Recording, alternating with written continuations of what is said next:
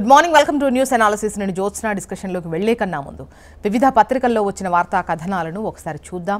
తెలంగాణ వార్తా పేపర్స్ చూసినట్లయితే ముందుగా ఈనాడు ఇక్కడ ఔటర్ రింగ్ రైలు అంటూ వార్తను హైలైట్ చేస్తూ ఇదే ప్రధాన వార్త. ఈనాడులో 392 కిలోమీటర్లు ఉండబోతోంది. అయితే దేశంలో మొట్టమొదటి ప్రతిష్టాత్మక ఔటర్ రింగ్ రైలు ప్రాజెక్టు తుది అలైన్మెంట్ ఖరారైంది. 392 కిలోమీటర్ల పొడవైన ఈ ప్రాజెక్టు రాష్ట్రంలోని 8 జిల్లాలు 14 మండలాలను కలుపుతూ దక్షిణ మధ్య రైల్వే సూత్రప్రాయంగా నిర్ణయం తీసుకున్న విషయాన్ని ఇక్కడ హైలైట్ చేశారు. ఈ మార్గంలో కొత్తగా 26 రైల్వే స్టేషన్లు వస్తాయి. నిర్మాణానికి వచ్చేసి 12,070 కోట్లు అవుతుందని మొదటగా అంచనా వేస్తున్నారు. మెదక్, సంగారెడ్డి, వికారాబాద్, రంగారెడ్డి, మహబూబ్ నగర్, నల్లగొండ, యాదాద్రి భువనగిరి, సిద్దిపేట జిల్లాల పరిధిలో రింగ్ రైలు మార్గం రాబోతుంది. ఆలేరు, వలిగొండ, గుళ్లగూడ, మాసాయిపేట, గజ్వేల్ మీదుగా ఔటర్ రింగ్ రైల్ అలైన్మెంట్ను ఖరారు చేశారు అంటూ ఈ వార్తనిస్తూ మరోవైపు సామాజిక ఆర్థిక లాభాలు ఎలా ఉంటాయి అనేది ఇక్కడ పొందుపరుస్తూ ఔటర్ రింగ్ రైలు ప్రాజెక్టుతో పరిసర ప్రాంతాల్లో ఆర్థికాభివృద్ధి వేగమవుతుంది. RRRకు రింగ్ రైలు మార్గాన్ని దగ్గరలోకి తీసుకురావడంతో రోడ్డు రైలు మార్గంతో రవాణా ఆధారిత అభివృద్ధి జోరందుకుంటుంది అని చెప్పేసి వార్తనిచ్చారు. అయితే ఇంటిగ్రేటెడ్ మల్టీ మోడల్ కనెక్టివిటీ, పర్యావరణ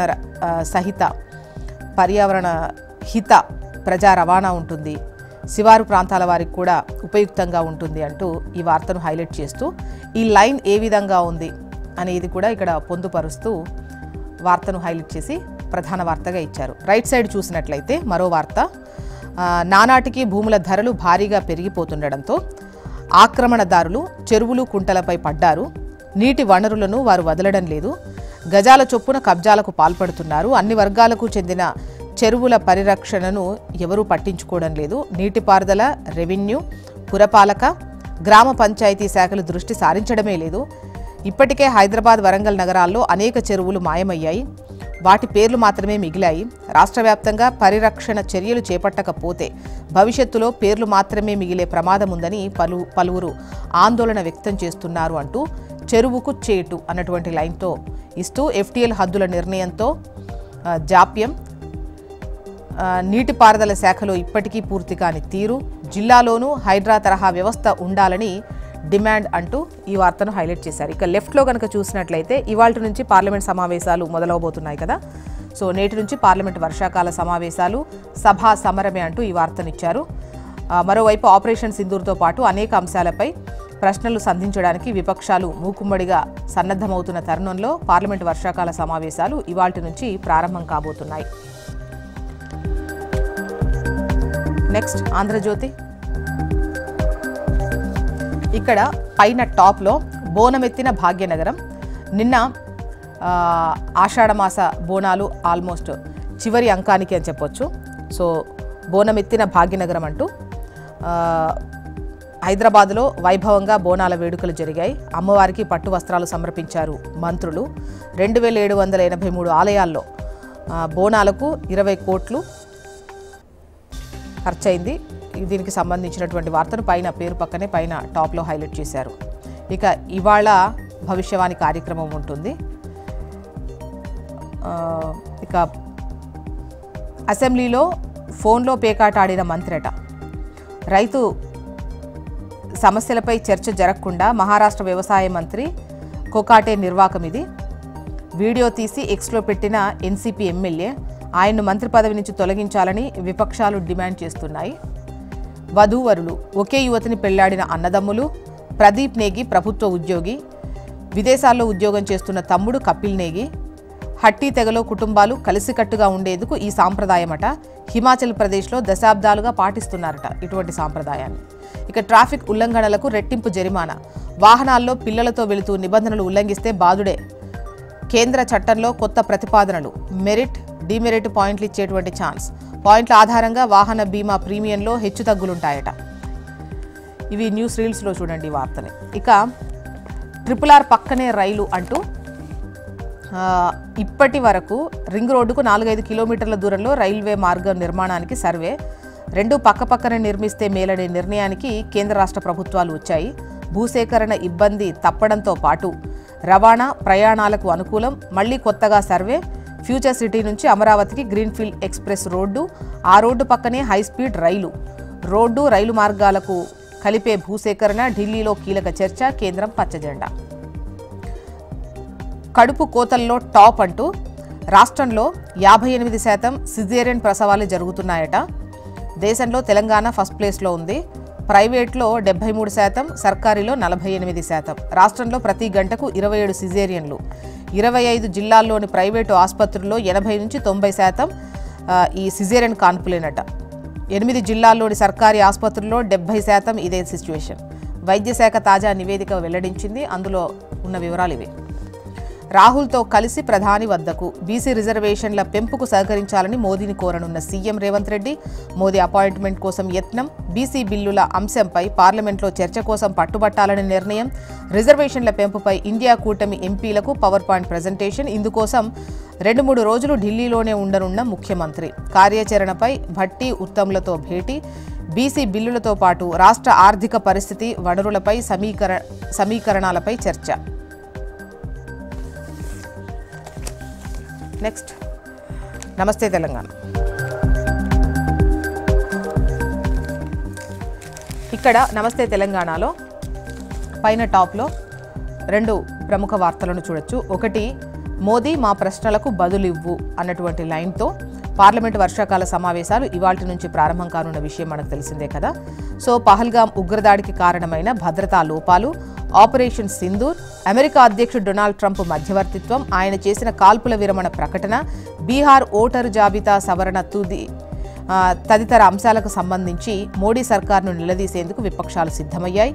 ఈ అంశాలపై ప్రధాని మోదీ పార్లమెంట్లో సమాధానం చెప్పాల్సిందే అని నిన్న జరిగినటువంటి అఖిలపక్ష సమావేశంలో ప్రతిపక్షాలు డిమాండ్ చేశాయి. ఇవాల్టి నుంచి పార్లమెంటు వర్షాకాల సమావేశాలు. ఇక ప్రధాని ఉండాల్సింది బిగ్ బాస్లా కాదు అన్న కేటీఆర్ మాటలను ఇక్కడ హైలైట్ చేస్తూ నిన్న జైపూర్లో టాక్ జర్నలిజం 9వ ఎడిషన్ చర్చలో బీఆర్ఎస్ వర్కింగ్ ప్రెసిడెంట్ కేటీఆర్ పాల్గొని మాట్లాడారు. వివిధ ప్రశ్నలకు సమాధానాలు చెప్పారు. చిన్న దక్షిణాది రాష్ట్రాలపై ఆధిపత్యం తగదు అని అంటున్నారు. అన్ని రాష్ట్రాలను ఒకే తీరుగా పరిగణించాలి. జనాభా ప్రాతిపదికన డీలిమిటేషన్ అనేది సరికాదు. బీహార్లో 5 లక్షల ఓట్లు గల్లంతయ్యాయని అంటున్నారు. ఎలక్షన్ కమిషన్ ఏం చేస్తోంది? బీజేపీకి లాభం ఉంటేనే ఏ పనైనా చేస్తుంది. కశ్మీర్ను 2గా చేయాలని ఎవరడిగారు? హిందీ జాతీయ భాష కాదని గుర్తుంచుకోవాలి. దాన్ని బలవంతంగా ప్రజలపై రుద్దితే ఊరుకోరు. భిన్నత్వంలో ఏకత్వమే భారతీయుల బలం. జైపూర్లో టాక్ జర్నలిజం 9వ ఎడిషన్ చర్చలో బీఆర్ఎస్ వర్కింగ్ ప్రెసిడెంట్ కేటీఆర్. ఇక బనకచెర్లకు బలవుదామా అంటూ మంత్రుల ఫోన్, కాంగ్రెస్ ఎమ్మెల్యేలు నాయకుల్లో అంతర్మదనం, సీఎంను నిలదీద్దామంటూ కీలక నేతలతో చర్చలు. సీఎం ఏకపక్ష నిర్ణయానికి మన భవితను పనంగా పెట్టాలనా? ఆయన గురుదక్షిణ కోసం రాష్ట్ర ప్రయోజనాలు బలిపెడతారా? బాబుకు లాభం కోసం మనమంతా ఎందుకు నష్టపోవాలి? తెలంగాణకు ద్రోహం చేస్తే కాంగ్రెస్ పార్టీకి పుట్టగతులుండవు. బీఆర్ఎస్కు అస్త్రాన్నిచ్చి మరింత బలోపేతం చేస్తున్నట్టుంది ఓ కాంగ్రెస్ కీలక నేత వద్ద గోడు వెళ్లబోసుకున్న నాయకులు. అసంతృప్త ఎమ్మెల్యేలతో పాటు జిల్లాల నుంచి సంప్రదింపులు. బనకచెర్లపై నిలదీద్దాం, అండగా ఉండాలంటూ అభ్యర్థనలు. మంత్రుల ఫోన్లు ట్యాపింగ్, ముఖ్య నేత నిఘా నేత్రం, ప్రతి కదలికపై ఆరా అంటూ ఈ వార్తనిచ్చారు.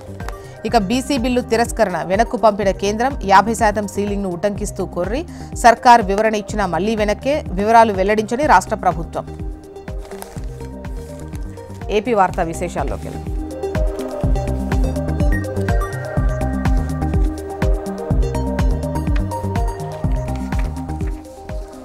ఈనాడు చూద్దాం. బిగ్ బాస్ జగనే అంటూ వార్తను బ్యానర్ ఐటంగా ఈనాడు ప్రచురించింది. ఏపీ మద్యం కుంభకోణంలో అంతిమ లబ్ధిదారు ఆయనే. వైసీపీ ముఠాను తెర వెనుక నడిపిన నాటి సీఎం. ప్రతి నెల 50 నుంచి 60 కోట్ల ముడుపులు, 5 ఏళ్లలో మొత్తం 3,500 కోట్ల పైనే. రాజ్ కేసిరెడ్డి నుంచి మిథున్ రెడ్డి, విజయసాయిరెడ్డి, గోవిందప్ప, బాలాజీలకు, ఆ ముగ్గురు నుంచి జగన్కు చేరవేత. ప్రాథమిక అభియోగ పత్రంలో వెల్లడి.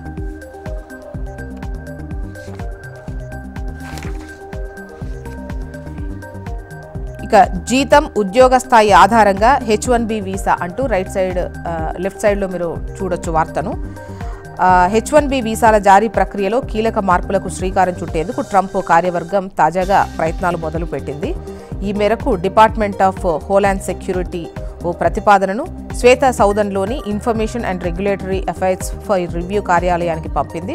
2026 కోసం వార్షిక పరిమితికి తగినన్ని దరఖాస్తులు రావడంతో ప్రాసెస్ను నిలిపివేస్తున్నట్లు శుక్రవారం US citizenship and immigration services ప్రకటించింది. నెక్స్ట్ ఆంధ్రజ్యోతి. ముడుపులు మూల విరాట్కే అంటూ ప్రతి నెల 50 నుంచి 60 కోట్లు జగన్కు, మొత్తం 5 ఏళ్లలో 3,500 కోట్ల వరకు మద్యం కమిషన్ల వసూలు అంటూ పక్కా వ్యూహంతో స్కామ్ అని ఈ వార్తను హైలైట్ చేస్తూ ఆంధ్రజ్యోతి బ్యానర్ ఐటంగా ఇచ్చింది. నెక్స్ట్ సాక్షి. బాబు కుతంత్రం అప్రూవర్ తంత్రం అంటూ ఛార్జిషీట్, రిమాండ్ నివేదికల సాక్షిగా మద్యం అక్రమ కేసులో కుట్ర బట్టబయలు అంటూ ఈ వార్తనిచ్చారు. A2 వాసుదేవరెడ్డి, A3 సత్యప్రసాద్లను అప్రూవర్లుగా మార్చేందుకు కుట్ర, వారితో మరిన్ని అబద్ధపు వాంగ్మూలాల నమోదుకు పన్నాగం అంటూ ఈ వార్తనిచ్చింది సాక్షి.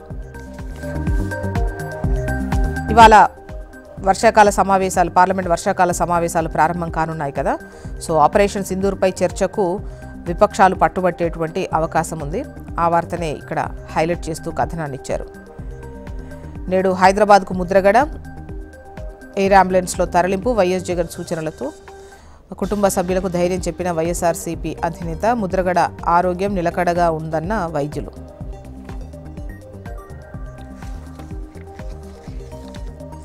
మొత్తానికి ఇవి ఇవాళ వివిధ పత్రికల్లో వచ్చినటువంటి వార్తా కథనాలు. ఇప్పుడు ఒక చిన్న బ్రేక్ తీసుకుందాం. బ్రేక్ తర్వాత డిస్కషన్లోకి వెళ్దాం. Stay tune.